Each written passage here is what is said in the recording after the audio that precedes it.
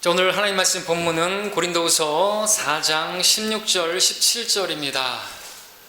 찾으셨으면 제가 읽겠습니다.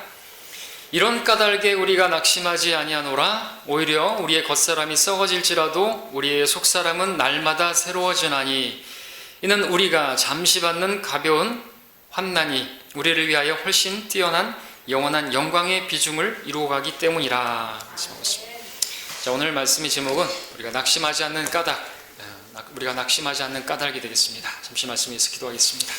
자, 우리가 낙심하지 않는 까닭, 내가 낙심하지 않는 까닭. 자, 바울은 본문에서 이런 까닭에 우리가 낙심하지 않는다 그랬습니다. 자, 그 까닭이 무엇입니까? 그것을 우리도 알아야 되겠죠? 그럼 우리도 낙심하지 않을 수가 있을 것입니다. 우리는 낙심하지 않을 수가 있습니다. 우리가 낙심한다는 것은 우리가 그리스도인이 아니라는 것이죠. 구원받지 않았단 말이 아니라 내가 그 순간만큼은 지금 그리스도인이 아닌 것이죠. 그리스도의 사람이 아니라는 것입니다. 그리스도를 따르고 있지 않다는 것이겠죠. 자, 바울은 우리 문맥을 보게 되면 정말 낙심할 만한 상황입니다. 그 많은 공격이 있고 사면에서의 고난이 있고 환난이 있고 그런데도 낙심하지 않는다고 말하고 있는 것입니다. 그 까닭이, 그 이유가 있기 때문에 그렇죠. 오늘 우리가 그것을 알기 원합니다. 낙심 가운데 있는 성도님들 계시다면 오늘 말씀으로 힘 얻으시고 마음을 새롭게 하여 다시금 일어날 수 있게 되기를 바랍니다. 낙심하다라는 말은 쇠약하다, 기진하다, 힘을 잃다, 지치다 이런 것으로 문맥에 따라서 또 달리 표현되고 또 그렇게 번역되고 있는 것을 보게 됩니다. 낙심했다라고 하는 것은 지쳤다, 처졌다, 쇠약해졌다, 기진했다 이렇게 표현할 수 있다는 거죠. 그렇게 번역하고 있는데 같은 말인 것입니다.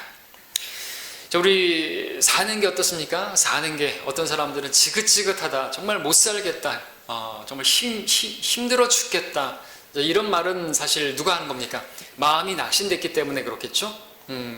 뭐 환경적인 이유가 어떤 이유가 있겠지만 어쨌든 그 마음의 문제입니다. 이것은 마음의 병이고 우리 그리스도인들이 특별히 낙심하고 있다면 이것은 영적인 질병입니다. 영적인 질병인 것을 알아야 되는 것입니다. 영적인 힘이 떨어진 결과죠. 우리 몸의 힘이 떨어지게 되면 체력이 약화되게 되면 면역력이 약하게 되게 되면 여러 가지 질병이 찾아오게 되죠. 그런 증상들이 있죠. 우리 영의 힘도 약화되게 되면은 마찬가지로 증상이 낙담이 먼저 찾아오는 거죠. 네, 기진하게 되는 것입니다. 힘이 없습니다. 주님을 위해서 일어설 수 있는 힘이 없게 된다는 거죠. 그렇게 되면은 이제 하나님의 말씀도 멀리하게 되고 예배도 멀리하게 되고 주의를 멀리하게 되는 것입니다. 마음에는 평안 대신 근심과 염려과 불안과 초조함과 이런 것들이 찾아오고 기쁨 대신에 짜증이 만족 대신에 불평이 그렇게 찾아오게 되는 것이죠. 자, 이런 모습이 나타나는 것은 영적인 질병이 걸린 것입니다. 낙담이죠. 낙담은 영적인 질병인 것입니다. 자, 우리 몸에 이렇게 뭐 입술이 갈라지고 입안에 구내염이 생기고 코피가 난다든지 또는 밥맛이 없다든지 잠이 자꾸만 쏟아진다든지 몸이 피곤해지고 이런 증상들이 나타나게 되면 몸에 뭔가 문제가 있다는 것이죠.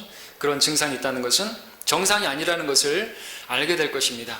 그래도 정상이라고 생각하는 사람은 정상이 아니겠죠. 그런 증상이 일어날 때 우리는 어떤 힘든 일을 하고 났을 때 또는 어떤 힘든 산에 올랐을 때 몸이 예전 같지 않다 그런 것을 느끼게 됩니다. 평상시에는 잘 느끼지 못하다가도요. 마찬가지로 우리가 주님을 예배하고 또 우리가 기도하고 성경 읽고 한다고 하지만 여러분들에게 어떤 어려운 일이 찾아왔을 때, 힘든 일이 찾아왔을 때, 환난이나 고난이 찾아왔을 때 여러분들이 낙심하게 된다면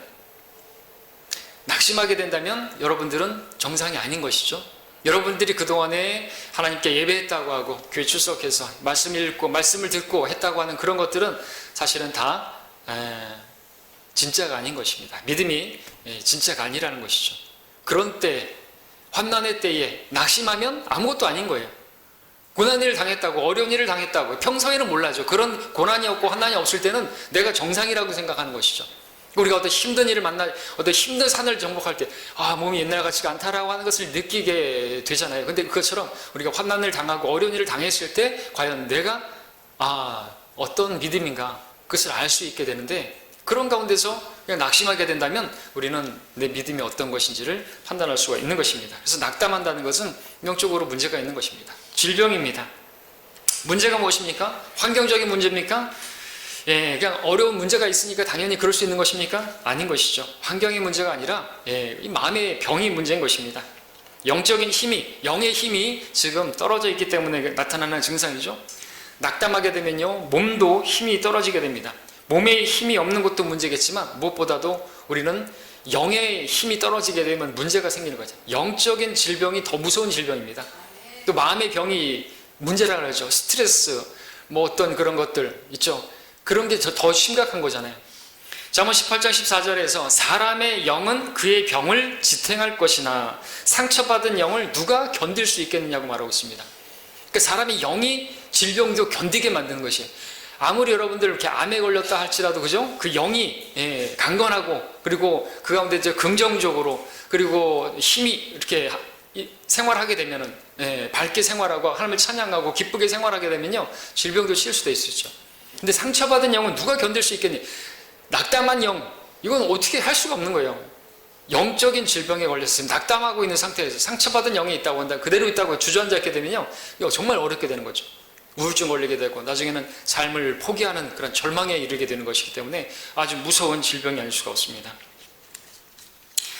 영의 문제는 곧 혼과 몸에까지 이렇게 미치기 때문에 그렇습니다. 영, 혼, 몸으로 그렇게 영향을 미치는 것입니다. 그래서 영의 힘이 얼마나 중요한 건지, 영적인 힘이 떨어지게 되면, 낙심하게 되면 이 문제가 큰 것입니다. 자, 때문에 오늘 우리가 왜 그러면 낙심하는 것인가? 그리스도인이 왜 낙심하는 것인가? 낙심하는 이유가 무엇인지, 그리고 그와 함께 낙심하지 않을 수 있는 비결도 같이 함께 보고, 그런 다음에 마지막에 다시 성경 전반에 걸쳐서 우리가 낙심하지 않는 까닭, 오늘 본문에서 바울이 우리가 이런 까닭에 낙심하지 않는다 그랬는데 그 까닭이 어디 있는지 성경 전반에 걸쳐서 보면서 우리도 그 낙심에서 벗어나고 다시 일어나게 되기를 원하는 것입니다. 자, 우리는 왜 낙심하는 것입니까? 그 이유들을 좀 말씀드리면, 첫 번째, 왜 낙심할까요? 여러분들 낙심 가운데 있다는 자체가 무엇을 말하는 줄 아십니까? 그래서 영의 힘이 없다는 걸 말했죠? 영의 힘이 왜 없는 것입니까? 영의 양식을 먹지 않았기 때문이죠. 예, 주님께서는 우리가 무엇으로 산다고 말하고 있습니까? 이것으로 산다고 말했죠? 빵입니까? 아니죠. 우리가 빵으로만 사는 것이 아니라 하나님의 입에서 나오는 모든 말씀으로 사느니라 그랬습니다. 우리가 빵을 먹지 않게 되면 기근이 임하죠. 몸이 줄이게 되면 아무것도 할 수 없어요. 그냥 주저앉게 되잖아요. 아무 일도 할 수 없어요. 빵을 먹지 않으면, 밥을 먹지 않으면 말이죠. 그럼 밥 며칠 굶고서 뭐 할 수 있습니까? 그냥 기진해갖고 그냥 주저앉아 있는 것이 할 수 있는 게 다잖아요. 마찬가지라는 것이죠. 하나님 말씀을 먹지 않게 되면요, 기근 임하게 되면요, 낙심하게 되는 건 어떤 어려운 일이 왔을 때 내 안에 말씀이 있으면은 낙심하지 않습니다. 그러니까 어떤 일을 만났을 때 내가 낙심한다는 건 내 안에 말씀이 없다는 것이죠. 아모스 8장에 말씀하시죠. 하나님께서 말씀하십니다. 보라, 그날들이 오리니 내가 그 땅에 기근을 보내리니 빵의 기근도 아니요 물로 인한 갈증도 아니라 오직 주의 말씀들을 듣지 못하는 기근이라. 그날에는 아름다운 처녀들과 청년들이 갈증으로 인하여 기진하리라. 청년들이, 처녀들이, 젊은이들이 어떻게 기진하고 그렇게 넘어지는 것입니까? 이 기근은 빵의 기근이 아닙니다. 육의 기근이 아니라는 거죠. 영적인 기근입니다. 이유는 하나님의 말씀을 먹지 못해서 기근이 많은 것이에요. 그래서 진단이 나왔죠. 왜 기진하는 거예요? 왜 영적인 힘이 없는 것입니까? 왜 낙심하고 좌절하고 그냥 주저앉아 있고 그렇게 있는 것입니까? 하나님의 말씀이 없기 때문에 그래요. 하나님의 말씀을 먹지 않았기 때문에 그랬어요. 영적인 기근이 먼저, 하나님의 말씀에 기근이 임했기 때문에 내가 낙심하는 거라는 거죠. 분명한 것은 말씀을 먹게 되면요, 낙심하지 않을 수 있습니다. 힘이 있게 일어날 수가 있습니다. 예레미야 15장 16절에서 주의 말씀이 발견되었기에 내가 그것들을 먹었더니 주의 말씀이 내게는 내 마음의 힘이요 내 마음의 기쁨과 즐거움이 되었나이다 그랬습니다. 그래서 여러분들 하나님의 말씀을 읽었을 때, 또 읽었을 때, 읽고 났을 때, 여러분들이 제대로 주님과 교제했을 때, 그 말씀으로 주님 만났을 때 얼마나 기쁘고 얼마나 즐겁고 얼마나 힘있게 여러분들 첫사랑 때 어땠습니까? 그래서 막 밤새도록, 경험이 없으시면 안 되겠죠. 그런 때가 있었지 않습니까? 새벽까지 읽어도 정말 시간 가는 줄 모르고, 그럴 때가 있었지 않습니까? 힘있게. 자, 그러므로 우리가 낙심하는 이유는 무엇인가? 하나님 말씀을 읽지 않아서. 낙심하고 있다면 여러분들 성경 읽고 계십니까? 주님과 교제가 어떤 것인가요? 그러지 않으면서 여러분들이 낙심하지 않을 수는 없는 거예요. 어떤 환경적인 것, 다른 어떤 일들이라도 작은 일에도 낙심한다는 건 그건 내가 하나님의 말씀으로 채우지 못했다는 것이고 내 안에 하나님의 말씀이 없다는 것을 드러내는 것 뿐입니다. 낙심뿐만 아니라 불평도 맞고 짜증도 마찬가지겠죠. 하나님의 말씀이 없으니까 증상이 거기 있는 것이에요. 하나님의 말씀, 구약과 신약, 이 약을 처방을 받아야 되는 거죠. 그걸 먹어야 낫게 되는 거예요. 그 낙심은. 영적인, 내 말은 영이요 생명이라 그랬죠. 영적인 약을 먹어야 되겠죠. 병에 걸리면 우리가 약을 먹어야 되는 것처럼 약을 먹어야 되는 거예요. 구약과 신약, 하나님의 말씀을 먹어야 된단 말이죠. 답이 없어요. 다른 거는 영적인 질병인데요, 영의 말씀으로 치워야 하는 것입니다. 그 말씀을 먹게 되면 이제 힘이, 영적인 힘이 생기게 되고, 다시 일어나게 되고, 낙심이 자리할 수가 없는 것입니다. 자, 그렇다면 두 번째, 또 우리가 왜 낙심하게 되는 것인가? 우리 주위의 형제들이 우리를 또 낙심케 할 수가 있습니다. 우리 형제들이 힘이 되어야 할, 나를 세워주기 위해서 하나님께서 나를 옆에 두신 성도들인데, 그 지체들인데, 그들이 오히려 나를 낙담시키는 경우가 있어요. 그렇죠? 성경에 보니까 그런 일들이 많이 나옵니다. 신명기 1장 28절에 보니까 우리 형제들이 우리를 낙담시켜 말하기를 그 백성은 우리보다 강하고 크며 그 성읍들은 커서 성벽은 하늘에 닿았을 뿐만 아니라 우리가 거기서 아들들을 보았나이다 하였도다. 이렇게 말하는 사람들이 있었죠. 10명의 정탐꾼들, 가나안 카데스바네아에서 가서 정탐하고 돌아왔는데 이런 보고를 한 것입니다. 안돼, 우리는 죽었어. 우리는 다 죽게 될 거야. 낙담시킨 거예요. 말이. 하나님 말씀이 없기 때문에 그러겠죠. 그들도. 그러니까 하나님 말씀이 없으니까 그들도 낙담해가지고 좌절해가지고 아이고 우린 죽었어. 그 거인들 어떻게 상대해? 철병거를 어떻게 상대해? 그 난궁불락을 어떻게 우리가 들어가? 하나님께서 뭐라고 말씀하셨어요? 말씀을 이미 주셨잖아요. 그들을 내가 너에게 줬다 그랬지 않습니까? 근데 그 말씀이 없으니까 그들이 낙담하게 되고, 말씀이 있는 여호수아와 칼렙은 어떻게 했어요? 그들은 우리의 밥이다. 주님께서 우리와 함께 하신다. 주님께서 우리에게 주셨다 그랬다 이거죠. 그 말씀 붙들고 낙담할 상황인데 낙담을 안 했어요. 근데 우리 주위에 형제들이 그럴 수 있단 말이죠. 그러니까 우리는 오늘날 그런 형제가 되어서는 안 되는 거죠. 힘이 되어야 되고 세워주기 위해서 우리가 지체로서 여러분들 가진 은사들을 발휘해서 좀 섬겨야 되는데, 오히려 내가 다른 성도들을 낙담케 해서는 안 되는 것이. 그래서 아주 큰 죄를 짓는 것입니다. 훗날 민수기 32장 9절에서 모세는 그 사건을 가지고 다시 한번 평가했습니다. 그들이 에스콜 골짜기에 올라가서 그 땅을 보고 이스라엘 자손의 마음을 낙심케 함으로 주께서 그들에게 주신 땅으로 들어가지 못하게 하느니라.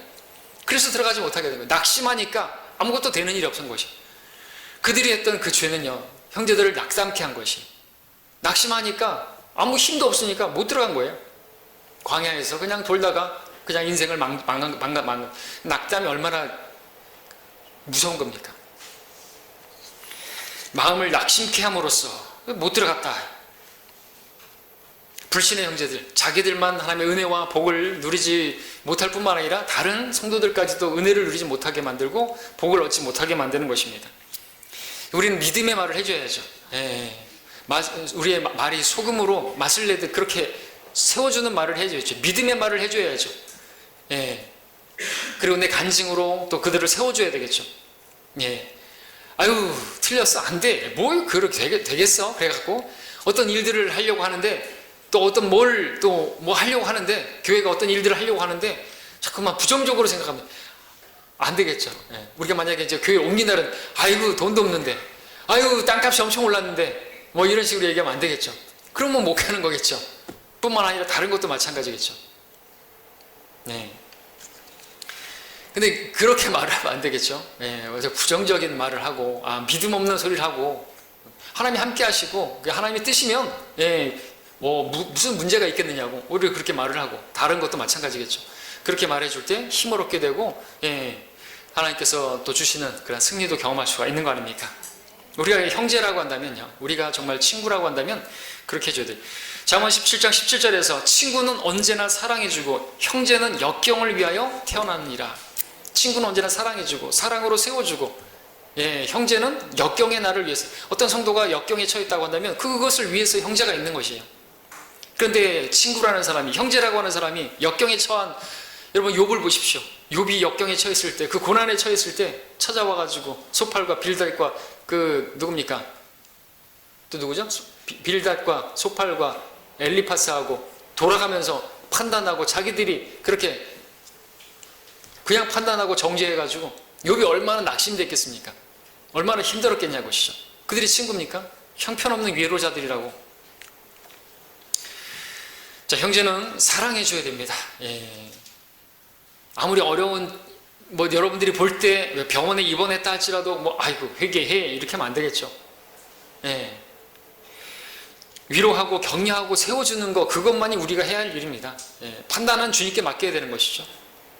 서로의 짐을 나눠주고 섬기면서 믿음의 길을 가야 하는 것이죠. 절대로 내가 다른 형제들에게 낙담시키는 그러한 자리에 있으면 안 되는 것입니다. 자, 세 번째로 또 답까지 다 말씀드렸지만 세 번째 또 우리를 낙심케 하는 게 뭘까요? 거기에는 우리의 죄가 있습니다. 여러분 죄를 지었을 때 얼마나 낙심이 됩니까? 그렇죠? 오늘도 쓰러지고 넘어지는 나의 죄와 허물 때문에 가장 낙담케 되지 않을 수가 없습니다. 그럴 때 이렇게 말하죠. 도대체 나는 누구인가?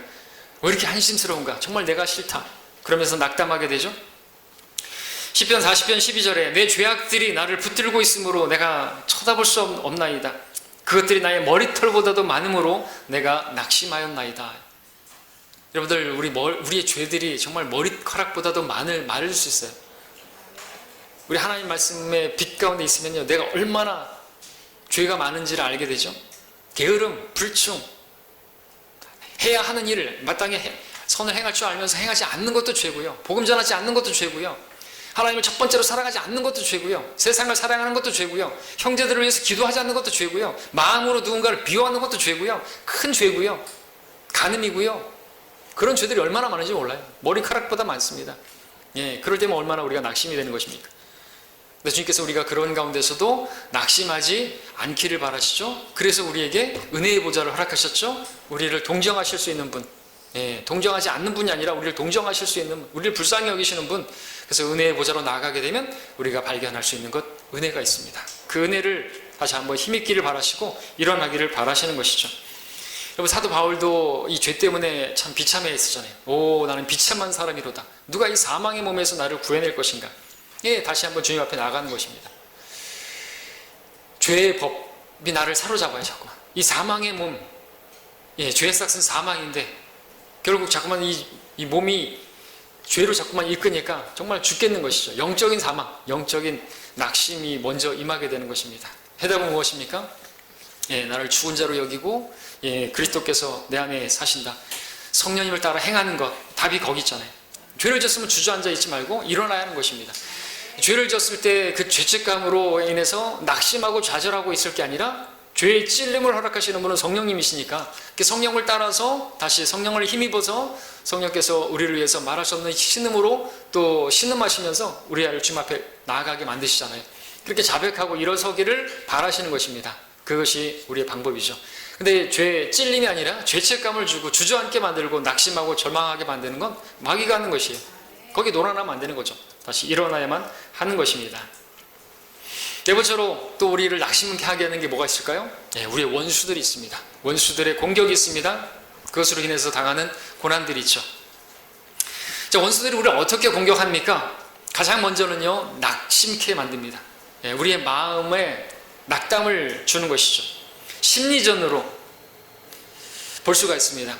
전쟁에서 싸움에서 심리전이 시작이잖아요. 여러분 권투 선수라든지 격투기 선수들 보면 서로 만나가지고 어떻게 하죠? 서로 눈을 째려보면서 기싸움하죠. 이게 기선제압을 한다고. 그래서 상대로 하여금 눈을 내리깔도록 그러니까 거기서부터 이 사기를 꺾기 위해서 낙심케 하기 위해서 넌 나의 적수가 못 돼. 그런 것을 위해서 먼저 그런 식으로 그렇게 낙담케 하는 게 중요한 것이죠. 길을 꺾는 게 이 전쟁에 있어서 아주 큰 것입니다.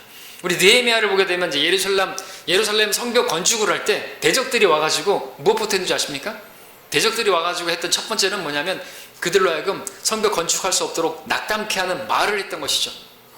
그들이 했던 말을 보십시오. 이 유약한 유대인들이 무엇을 하는 것이냐? 그들이 힘을 보강하겠느냐? 그들이 제사를 드리려는가? 그들이 하루 만에 끝장을 내려는가? 그들이 불타버린 쓰레기 더미에서 돌들을 일으키려는가? 그들이 건축한 것 위에 여우 한 마리가 올라가도 그들의 돌 성벽을 부수어내리리라. 아주 낙담케 하는 것이에요. 이렇게 진짜 막 그렇게 힘을 내가지고 하나님 말씀에 의해 선지자들에 의해 가지고 이렇게 하나님 말씀에 힘있게 건축을 하려고 하는데 뭐하냐 지금? 여우 한 마리 올라가도 자빠지고 다 무너지겠다. 그런 식으로 아주 야지하면서 조롱하면서 낙담케 만드는 것이죠. 그 대적이 있었던 것입니다. 엘리야도 낙심했던 적이 있죠. 그래서 그 상수리나무 아래에서 죽기를 각오했죠. 사는 것보다 죽는 게 낫다고. 유나도 그랬고 낙심했던 사람들이 있습니다. 근데 엘리야는 왜 낙심했던 것이에요? 이세벨의 말 때문에. 이세벨이 했던 말 때문에 낙심해가지고 그 낙심은 절망으로 이어져가지고 죽기를 기도하죠. 죽기를. 목적은 뭡니까? 그들의 말은 낙심하게 하는 것이, 사기를 꺾는 것이에요. 기를 죽이는 것입니다. 너 죽는다. 너 반드시 내가 죽일 것이다. 이제 그 사람들도 그런 말 하잖아요. 그 협박할 때 너 내 눈에 띄기만 해봐. 너 죽을 줄 알아. 너 밤길 조심해. 만나도 죽이지도 못하면서 그런 말을 하는 게 뭐예요? 기 죽이려고. 낙심케 만드는 거거든요. 마귀가 하는 것이에요. 자, 마귀의 형태가 이래서 공격이 이렇습니다. 낙심하게 만듭니다. 지치게 만듭니다. 믿음의 길에서 뒤로 처지게 만드는 것이에요. 여러분, 밀림의 사자들이 그 사냥을 할 때 어떻게 합니까? 항상 무리에서 떨어져 있는, 지쳐서 처져 있는 짐승을 목표로 하죠. 마찬가지로 우리 원수 마귀도 그런 식으로 공격합니다. 주님께서 신명기 25장 17절에서 원수들의 공격, 아말렉의 공격 형태에 대해서 그렇게 말을 했는데 이렇게 말하고 있습니다. 너희가 이집트에서 나왔을 때 아말렉이 길에서 너희에게 행했던 것을 기억하라. 내가 피곤해서 지쳐 있었을 때, 그죠? 어떻게 피곤해서 지쳤을 때 어떻게 그가 길에서 너를 만나 내 뒤에 처진 연약한 자들을 맨 뒤쪽에서 쳤는지를 기억하라. 이게 처져 있으면 안 되는 것이에요. 낙심해져 있으면 안 되는 거죠. 기진해갖고 지쳐 있으면 안 되는 거죠. 뭐 때문에 지쳐 있는지, 그래서 처져 있는지 모르겠지만 일어나서 같이 대열에 합류해야 되는 거죠. 마귀가 그렇게 하는 것이에요. 대열에서 떨어져 있는, 양무리에서 떨어져 있는, 기진에서 지쳐 있는, 무슨 이유 때문인지 모르겠지만 양무리에서 이탈하게 되면요, 또 교회 모임에서 멀어지게 되면요, 울부짖는 사자의 밥이 되고 마는 것이에요. 우리는 마귀를 대적해야 되는 것이죠. 그럼 마귀는 도망가는 것입니다. 자, 그럼 이 이상으로 이제 우리가 낙심하는 이유, 왜 우리가 낙심할 수 있는 이유들에 대해서 살펴봤습니다. 자, 여러분들도 경험을 해봤기 때문에 충분히 공감이 가실 것입니다. 이런 이유 때문에 낙심을 하셨을 것입니다. 자, 그렇다면 이제 이런 상황에도 불구하고, 현실이 이러함에도 불구하고, 이런 공격들이 있고 이런 것들이 있는데도 불구하고 이런 까닭에 우리는 그럼에도 낙심하지 않는다. 오늘 본문으로 다시 가서 이제 진짜 낙심하지 않는 까닭에 대해서 한번 살펴보겠습니다. 어떻게 원수들의 공격이 있고, 그죠? 형제들이 우리를 낙담케 하는 것들이 있고요, 여러 가지 환경들이 있고 한데, 왜 그럼에도 우리 낙담하지 않는 것인가? 또 오늘 이 본문에 보니까 환난 중에서도 낙담하지 않는 것인가? 그죠? 그것을 몇 가지로 또 전반적에서 보겠습니다. 고린도후서 4장 말씀이죠. 16절 다시 한번 읽습니다. 이런 까닭에 우리가 낙심하지 아니하노라. 오히려 우리의 겉사람이 썩어질지라도 우리의 속사람이 날마다 새로워지나니. 그러니까 낙심하지 않는 정도가 아니라 오히려 더 힘을 얻는 것이에요. 더욱더 새로워지는 것입니다. 더 강하게 되는 것이죠. 이는 우리가 잠시 받는 가벼운 환난이 있어요. 고난이 있습니다. 여러분들 8절 보시면 우리가 사면에서 고난을 당하여도 괴로워하지 아니하며 당혹스러운 일을 당하여도 절망하지 않는다 그럽니다. 박해를 받아도 버림받지 아니하고 내던져져도 항상 멸망하지 아니하며 이렇게 말하는 것이죠. 항상 주 예수의 죽으심을 몸에 지니고 다니면 예수의 생명 또한 우리 몸에 나타나게 하려 함이라. 살아있는 우리가 항상 예수를 위하여 죽음에 넘겨지는 것은 예수의 생명도 우리의 죽을 육신에 나타나게 하려는 것이라. 그러므로 죽음은 우리 안에서 역사하나 생명은 너희 안에서 역사하느니라. 환난이 있습니다. 막 죽을 것 같은 그런 상황이 있습니다. 마귀들의 공격이 있습니다. 그런데 오히려 낙심하는 것이 아니라 그리스도의 생명이 더욱더 풍성하게 예수 그리스도께서 우리 안에서 더 온전히 형성되어지는 그런 일이기 때문에 낙심하지 않는다는 것이죠. 새로워지는 거예요. 생명이 새로워지는 것입니다. 그러니까 환난이나 이런 게 없으면은 그 생명의 새로움을 경험할 수 없겠죠. 믿음이 있는지를 찾아볼 수가 없겠죠. 고난이 있을 때 오히려 더 주님을 만나잖아요. 주님과 교제하게 되고 우리 속사람이 더 강건해지는 것입니다. 문맥을 보게 되니까. 비록 우리 육신은, 우리의 겉사람은 온통 만신창이가 되는 것 같지만 우리 속사람은요, 오히려 그런 일들로 인해서 정결하게 되어지고 거룩하게 되어지고 강건하게 되어지는 그런 새로움을 맛보기 때문에 우리는 오히려 그런 일들도 합력해서 하나님께서는 우리를 하나님의 아들의 형상에 일치시켜 가는 중이고 계시기 때문에 우리는 낙심할 필요가 없다는 것이죠. 예. 우리 믿음이 낙심하는 게 아니라 오히려 더 강건하게, 낙심하게 되면 죽는 것이죠. 여러분들 청어대를 싱싱하게 판매하는 곳까지 옮기는 방법 아시죠? 이 청어대를 그냥 그 배에서 잡아가지고 가지고 오게 되면 와보면 다 죽어버려야 돼요. 어떤 사람은 근데 이게 싱싱하게 가져오는 것이 어떻게, 그 비결이 뭔가 하더니 그 청어대 안에다가 천적, 메기 몇 마리를 두어 마리 넣어놓는다 그러죠. 그러면은 그 메기가 청어대를 잡아먹잖아요. 몇 마리 못 먹는다고. 나머지는 다 산다고. 우리에게 공격이 있고요, 마귀의 공격이 있고, 마귀가 있는 것조차도 우리의 믿음을 싱싱하게 하고 날마다 새롭게 하고 우리를 정결하게 하고 우리 믿음이 신선하게 유지되게 하기 위해서 마귀가 있는 것이라고 또 우리가 생각할 수 없는가요? 그렇게 바라볼 수 있지 않습니까? 그리고 마귀는 대적하면 되는데 우리가 괜히 그 마귀가 주는, 마귀의 자식들이 주는 우리의 그런 말이라든지 그 공격들에 대해서 막 기가 죽어가지고 주무로도 멀어지고 믿음에서 멀어지는 게 아니라, 공격하면 뭐 할 거예요? 해봐라 이거죠. 예, 오히려 우리는 더 그런 공격 때문에 일어나야 되는 거예요, 사실. 그런 것이 일사할지라도 합력해서 선을 이루시니까 공격하고 원수가 있다고 해서 넘어지고 자빠지고 그러면 어떻게 합니까? 믿음 어디 있냐 이시죠. 사도 바울은 그런 가운데서 예수님의 생명이 더욱더 풍성하게 드러났던 것이죠. 그래서 성경은 로마서 5장 3절에서도 이뿐만 아니라 우리가 환난 중에서도 즐거워하나니라 그랬던 것이죠. 환난 중에서도 어떻게 즐거워합니까? 환난 중에서 낙심하지 않는다 그러고, 환난은 인내를, 연단을, 소망을 이루기 때문에 그것을 본 겁니까?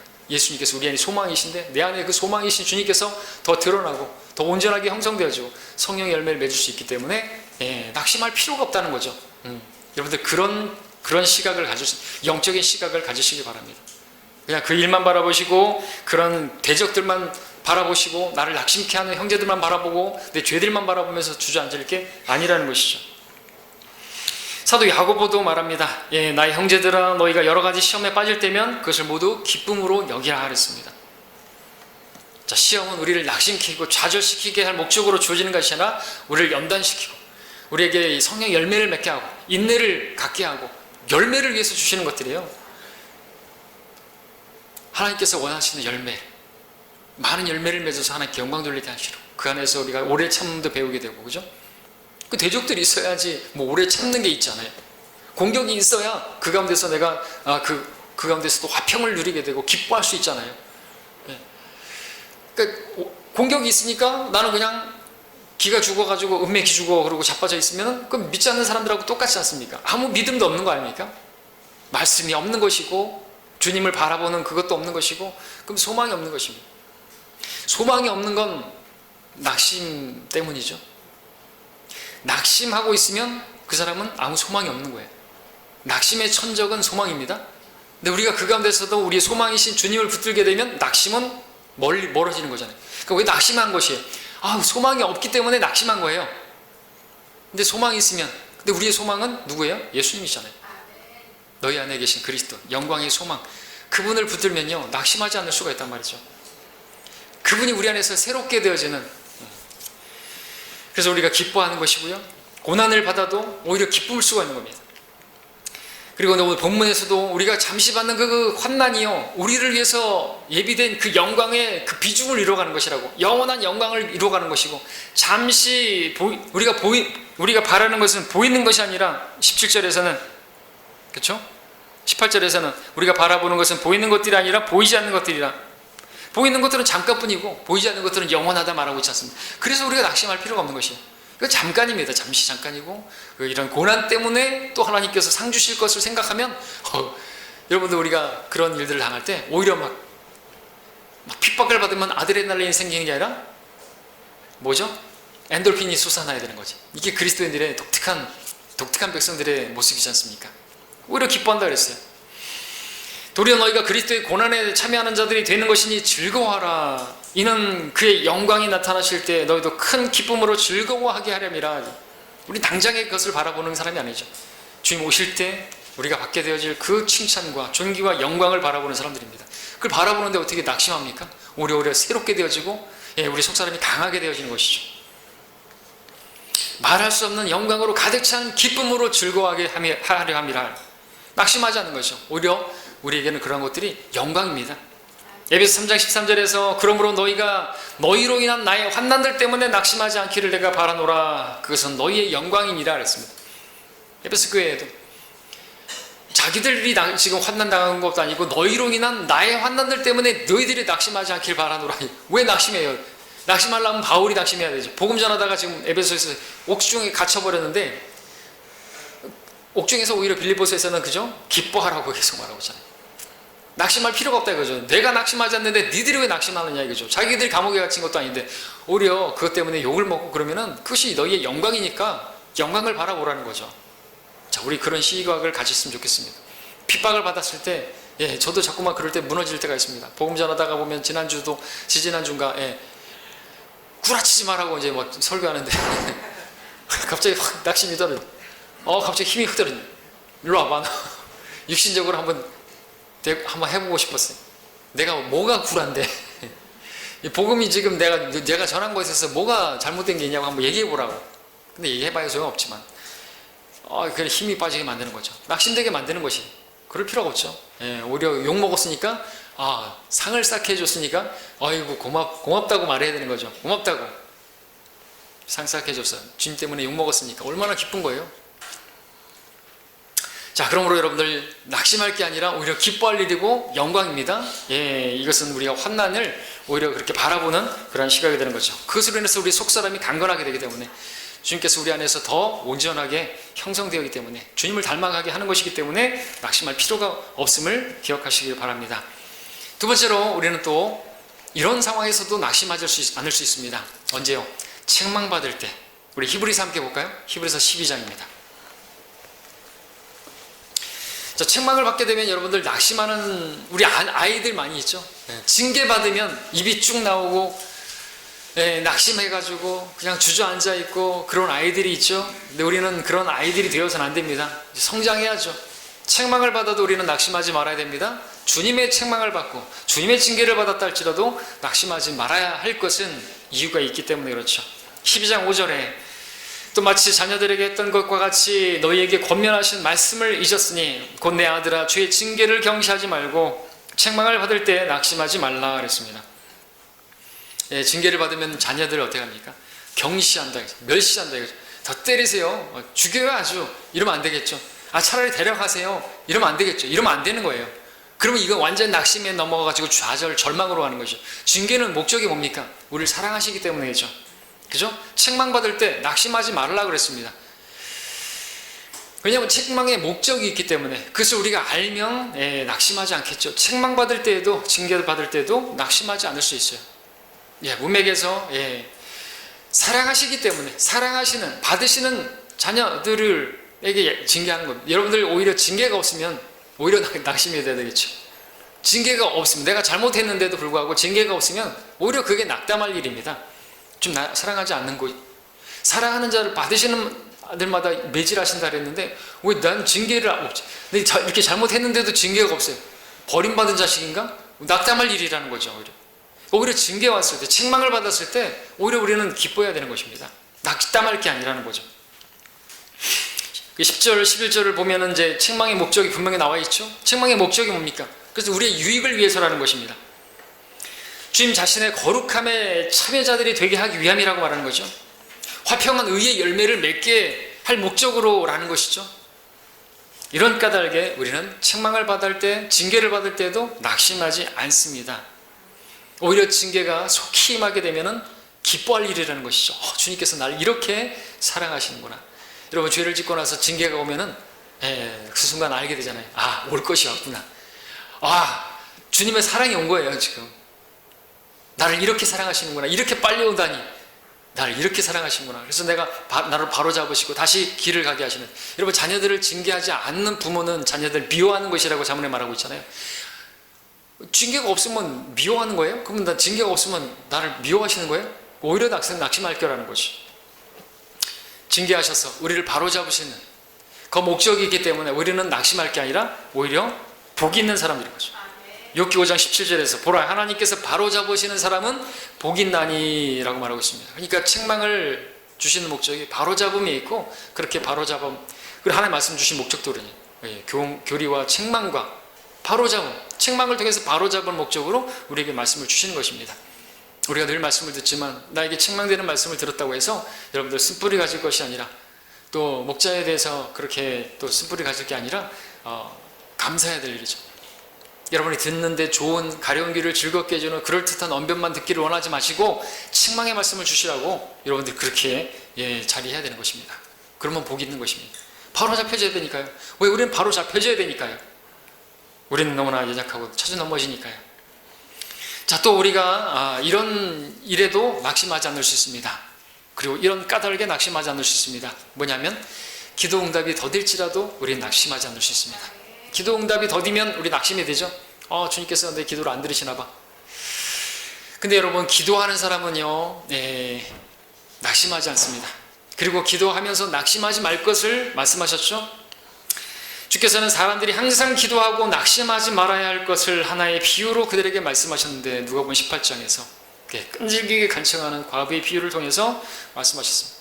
계속해서 간청합니다. 불의한 재판관에게 그렇게 간청하는, 그것도 결국에는 그 불의한 재판관이라 할지라도 하나님 두려워하지도 않고 사람들 무시하지만 들어주거늘 하물며 선하시고 자비로우시고 그런 아버지께서 얼마나 잘 들어주시겠느냐는 거죠. 기도하는 사람은 낙심하지 않습니다. 응답이 더디다고 해서 낙심하지 않습니다.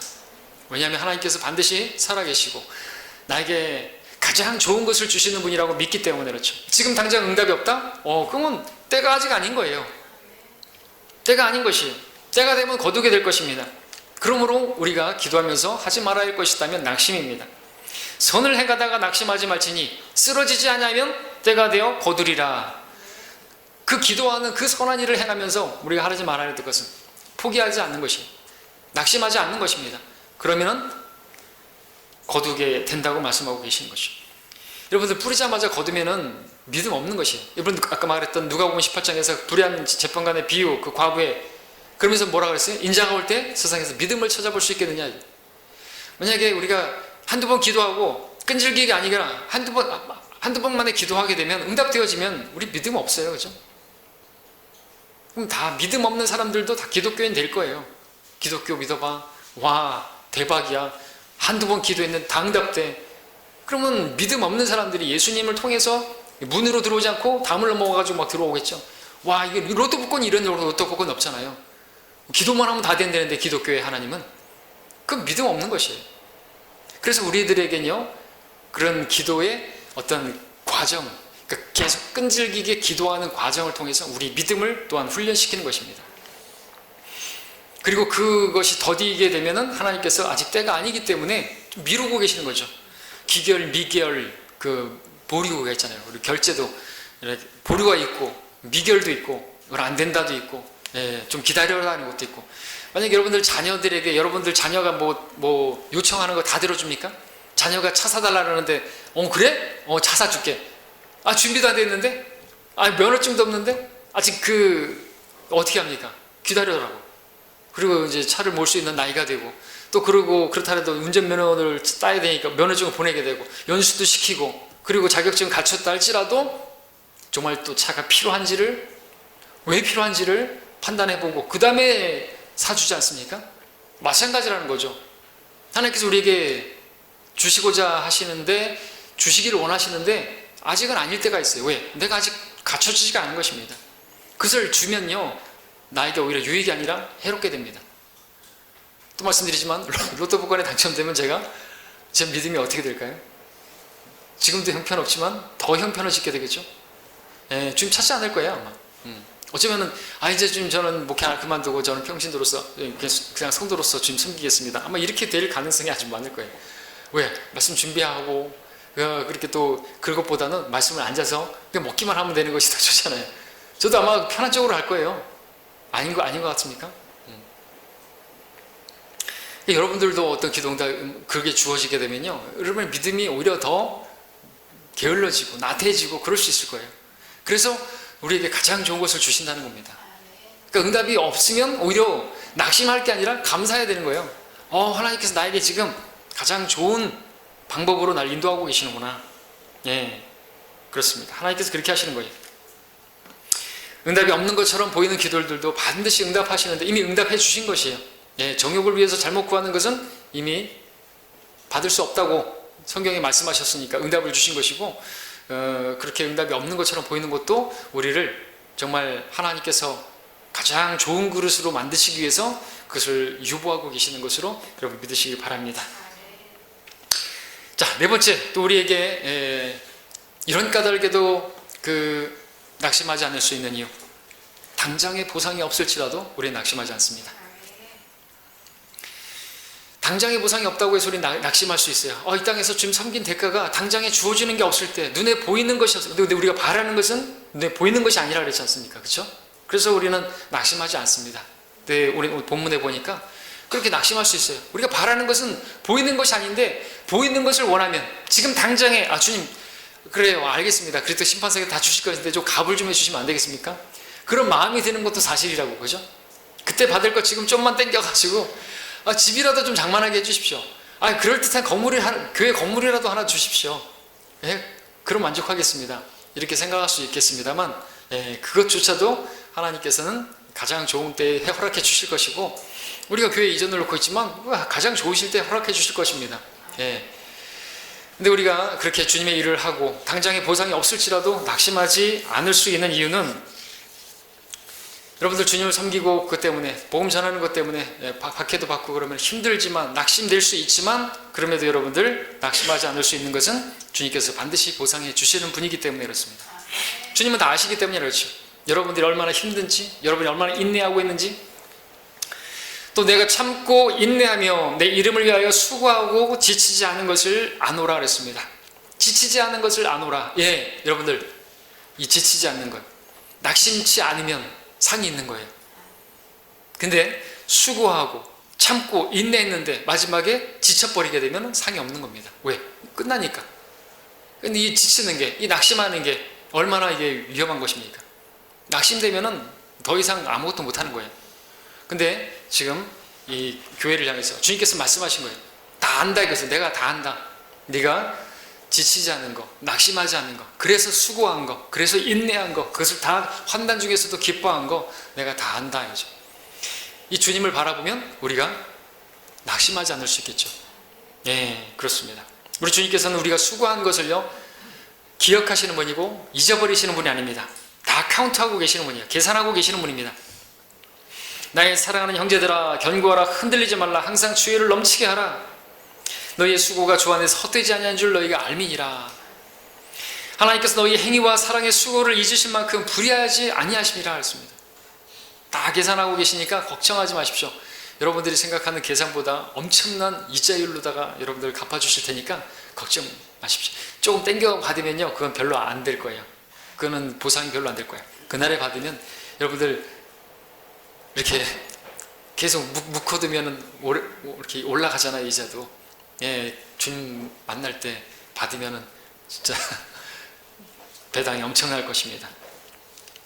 자, 또 이런 까닭에 우리가 낙심하지 않는 것, 다섯 번째, 우리가 주님을 깊이 생각하기 때문에, 주님을 묵상하면요 낙심하지 않을 수 있습니다. 우리 히브리서 펼쳐져 있습니까? 12장 3절 보십시오.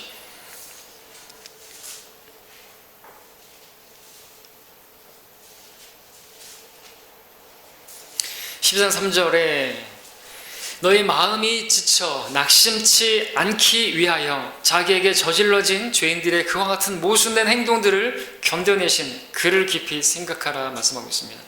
우리가 낙심하고 있을 때 우리 주님을 깊이 생각할 필요가 있는 것은, 그러면 낙심할 수 없게 되는 것입니다. 뭐 때문에 낙심하는 것이죠? 우리가 주님이 당하신 그 모순된 행동들, 주님께서 그 죄인들에게 당하신 그 고난들 한번 생각해 보십시오. 그 고난에 내가 명함이라도 낼 수 있습니까? 주님이 당한 고난보다 내가 더한 고난을 받았습니까? 주님께서 당한 고난은 나의 그 죄 때문에 나를 구원하시려고 당하신 고난이었는데, 생각한다면 명함도 못 낼 것이에요. 주님 때문에 여러분들 어떤 모독을 당했다고요? 수치를 당했다고요? 주님을 생각해 보십시오. 명함도 못 내밀 것입니다. 무엇이든지 어떤 일이든지 여러분을 낙심할 만한 그런 상황 가운데 있을 때 주님을 생각해 보시기 바랍니다. 주님을 깊이 묵상해 보시기 바랍니다. 어떤 사람들은 이 나이가 되도록 집 한 채 장만하지 못했다고, 이 나이가 되도록 번듯한 명함 하나 가질 수 없는 그런 신세라고, 그것 때문에 낙심하는 사람들 있을 것이고, 그렇더라도 그때도 주님을 생각해 보십시오. 주님은 명함도 없으셨어요. 주님은 집도 없으셨어요. 여울들도 굴이 있고, 그죠? 근데 인자는 머리들 꽃조차 없었어요. 낙심할 게 아니라는 거죠. 우리는 쇠류자고, 우리는 잠시 있다가 갈 나그네들이고 타국인인데, 그런 것들이 우리가 죽어서 이름을 남기려고 여기 있는 겁니까? 우리의 이름은 생명책에 이미 기록되어 있는데요. 그리고 저 위에 상을 쌓기 위해서 사는 사람들이지, 이 땅에서 우리가 번듯한 명함 하나, 번듯한 집 하나 마련하고 그걸 가지지 못했다고 낙심할 게 아니라는 거죠. 다른 어떤 것도 마찬가지인 것입니다. 어떤 상황에서도 여러분들 주님을 기억해 보시기 바랍니다. 주님을 생각해 보십시오. 자기에게 저질러진 모든 행동들을 견뎌내신 그를 깊이 생각하면 우리가 마음에 지쳐서 낙심될다 할지라도 일어나게 될 것이. 주님 아무것도 아니네요, 내가 당한 건. 여러분, 주님이 그 고난, 피조물에게 창조주가 고난당했다니까요. 그것도 나의 죄 때문에 내 죄를 담당하기 위해서 그와 같은 고난을 당하셨는데, 우리는 내 잘못 때문에 어떤 책망을 당한다고 해가지고 징계받았다고 입이 나와가지고 낙심하고 그러면 안 되겠죠. 또 어떤 하는 일이, 사업이 좀 잘못됐다고 해가지고 이번에 직장에서 진급이 좀 안 됐다고 해가지고 또 낙심하고 그럴 게 아니라는 것이죠. 어떤 일에도 여러분들 주님을 깊이 생각해 보십시오. 그 모든 일에 있어서 주님을 생각한다면, 깊이 생각해 본다면 우리가 지치지 않을 수 있고 낙심하지 않을 수 있을 것입니다. 자, 여섯 번째 마지막이자 결론인데, 이 하나님께 우리가 소망을, 주님을 바라보는 것이죠. 또 주님께 소망을 두는 것입니다. 우리 시편 말씀 함께 보겠습니다. 시편 말씀 42편 말씀입니다. 이제 마지막이자 결론입니다. 이 말씀 읽고 마칩니다. 시편 42편 5절, 11절, 그리고 43편 5절에 같은 말씀이 있으니까 5절 한 말씀만 읽겠습니다. 무슨 말씀입니까? 오 내 혼아, 내 자신에게 말하죠. 어찌하여 내가 낙담하느냐? 어찌하여 내가 내 안에서 불안해하느냐? 너는 하나님을 바라라. 그의 얼굴의 도우심으로 내가 여전히 그를 찬양하리라. 11절에서도 또 43장 5절에서도 세 번에 걸쳐서 거의 같은 말씀으로 낙심하지 말 것을 말씀하시면서, 왜 낙담하느냐고 말씀하시면서 주 하나님을 바라라고 말씀하고 있는 것이죠. 내 얼굴을 강건하게 하시는 분, 그분을 우리가 바라보면 우리는 그분을 찬양하게 될 것이고 힘을 얻게 되는 거죠. 우리가 왜 낙심하고 있는 것인가? 결론적으로 말하면은 말씀이 없기 때문이고, 또 주님을 바라보지 않기 때문이야 이거죠. 주님을 깊이 생각하지 않기 때문이죠. 그렇습니다. 주님 말씀을 바라보지 않기 때문에. 우리가 처음에 말씀드렸던 것처럼 우리의 소망은 주님이신데, 그 소망이신 주님을 바라보지 않으니까, 자기에게 저질러진 그 주님을 바라보고 우리 믿음의 완성자이신 창조주신 예수 그리스도를 바라보는 데서 눈을 돌이키니까 낙심하게 되는 거죠.